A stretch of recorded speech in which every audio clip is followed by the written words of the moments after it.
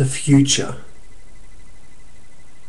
At the end of 2011, I feel that augmented reality glasses will be in shops.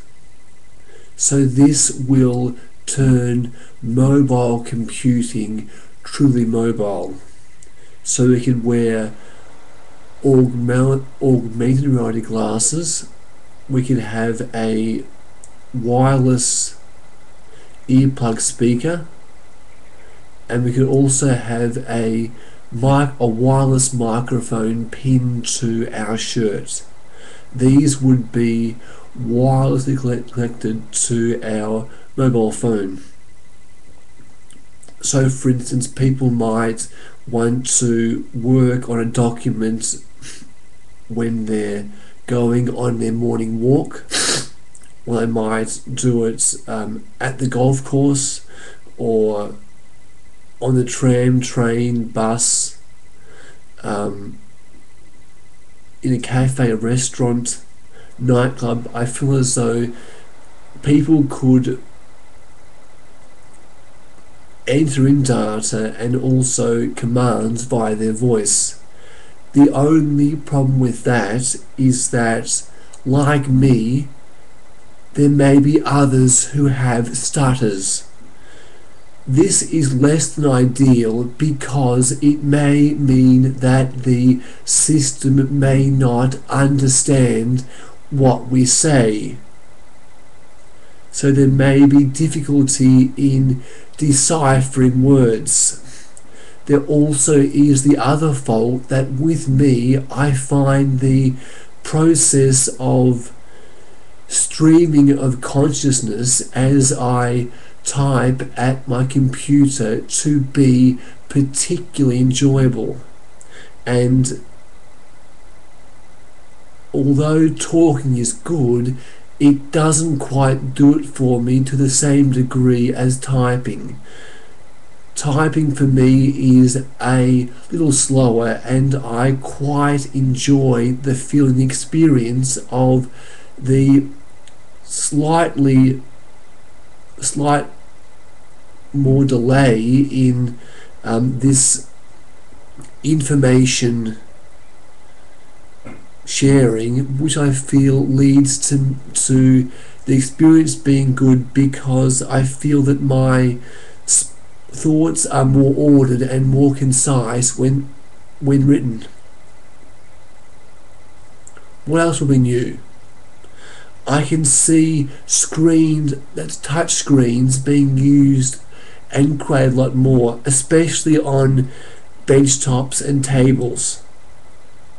So eventually we'll have nanobots which could assemble the touchscreen on the table or bench or wherever, or even in your mirror in the bathroom. So a person wants the latest upgrade to a touchscreen, as opposed to having to buy it. What would happen would be they would download the plan for its construction and then send their nanobots to work to disassemble their present touchscreens and reassemble them as the most advanced design based upon the design you pay for. So it's all about it's about us moving to the knowledge economy, so it's away from manufacturing and to information, whereby we purchase information and use that via nanobots or other methods for self-assembling houses, as opposed to having to purchase things at shops. I mean, obviously we're buying our food at shops, but many things we bought will be able to be made in our houses via nanobots. Another thing is, I suppose, I feel that the outside of houses, the roofs and walls, could be all covered in solar cells. So we could have a nanobots assemble a network of wires first, and then they could assemble a positively charged layer of paint onto that, and above that could be a negative layer or coating of paint created by nanodots. I suppose it's about trying to have a very thin film of solar cells, which I suppose could easily be repaired by nanopods if they ever were to experience harm from the environment. So these solar cells over the roof, all over the roof and walls of houses, would be a good way to capture the sun's rays. And I feel, as well as being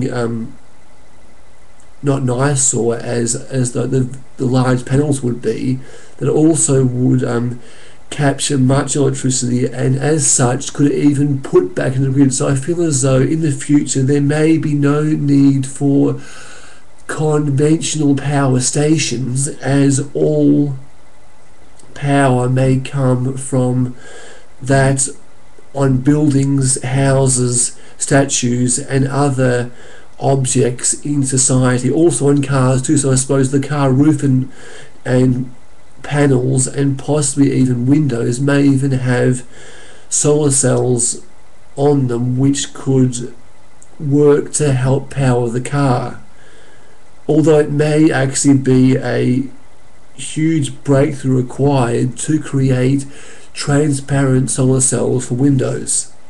I mean, obviously it could be possible. I'm saying I aren't quite sure how it could be possible yet, so I suppose that would be a thing for the further future.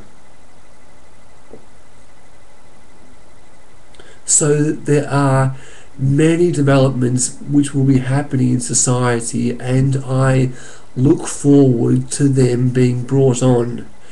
They won't happen overnight, but they will happen, and I feel that it's all about trying to use technology to help to complement humans. So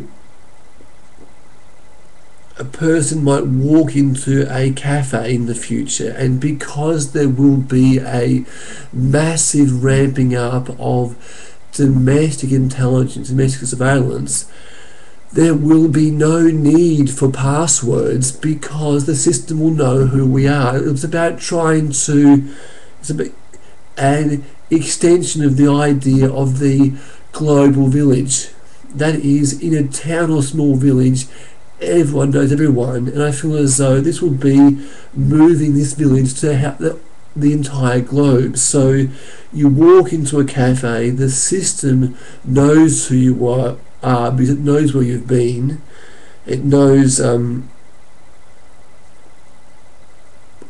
what you ate for breakfast, it knows I'm saying it might not know yet what you dreamt about, but I'm saying that will happen too eventually. And it's a way to have people being under constant surveillance to help the government keep us safe. So there are many national security benefits, I suppose, from a ramping up of domestic intelligence, as well as also the benefits in helping to ensure that policy is implemented without hitches, by nipping problems in the bud, or even acting to actively prevent problems through this use of domestic surveillance and response. That is, I suppose, autonomous domestic surveillance and response. So a person could walk into a cafe and all the tables would be touchscreen. So I suppose they could sit down and they might want to mark out on the screen a rectangle for the size, so mark on the table surface a rectangle for the size of screen they want, and then press a button and a on-table keyboard would appear on the touchscreen. So I suppose they could then, get typing away at their documents. I suppose if it was a sensitive document they're working on at the cafe, they may want to maybe have their screen smaller, so I suppose with a smaller window, so that it may be harder to be viewed by others. or they may want to have the screen a bit more dull so it's hard to read. But then again, I suppose because everything is monitored, and if I suppose it was important government work, the government would have systems in place to be able to respond to those who tried to spy on this knowledge as it was being entered into the system. So it's all about having the government help protect us. I feel as though in the future there will be there will be national service, and those who and citizens will help to improve society by assisting the government via social media and other means. And I feel that obviously for this they will get free healthcare by being integrated into the government healthcare system, and there also will be other benefits too. So free healthcare, and also there will be private security too. But with the private security, it will be on a preferential basis, as the government will be putting more of its assets into protecting those who it deems to be more important. Obviously, everyone will get a good service, but I'm saying those who are the most important will have the best protection, as is the case now, and this will be an important thing because it may also motivate citizens to try harder to, I suppose, get not necessarily more recognition, but I suppose more protection. And also as well, it can be a very good feeling to be working for a good cause. Barack Obama is a once-in-a-lifetime president. Julia Gillard also is very impressive too. I feel that character is the sum total of our life decisions. These people have good character, and we need more people like them. It's all about making a commitment to improving things and then acting upon the decision by getting runs on the board.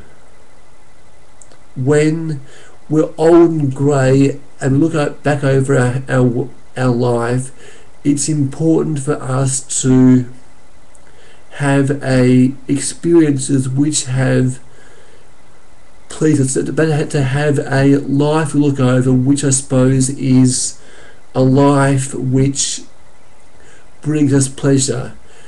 What is important for everyone is different, but it's important for us to act now and work now on creating a life which is in line with our priorities.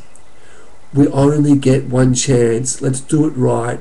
Let's do it right first time. Let's do it right now. Groovy. It all begins with a decision, followed by action, that is acting now. What can we do now to help make our life, and the life of our friends and country a better place? Let's do it. Let's act now.